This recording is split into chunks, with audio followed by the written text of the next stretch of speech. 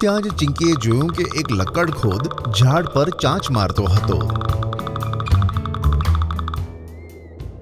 અરે આ તમે શું કરી રહ્યા છો? આવું કરવામાં બહુ મજા આવે છે ચિંકી. આને તું પણ કરી શકે છે. આ સાંભળી ચિંકી પણ તે ઝાડ પર ગઈ અને ચાંચ મારવા લાગી. ચાંચ મારતાની સાથે તે વધારે ચમકી ઉઠી અને ઝાડ લીલું થઈ ગયું. અરે આ કેવો ચમત્કાર છે. આ જોઈ બધા હેરાન થઈ ગયા.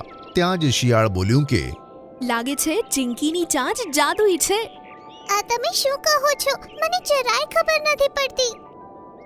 ચિંકી, તારી ચાંચમાં જાદુ છે. તેના ફક્ત સ્પર્શથી જ આ સુકાયેલા ઝાડ કેવા હર્યા ભર્યા થઈ ગયા.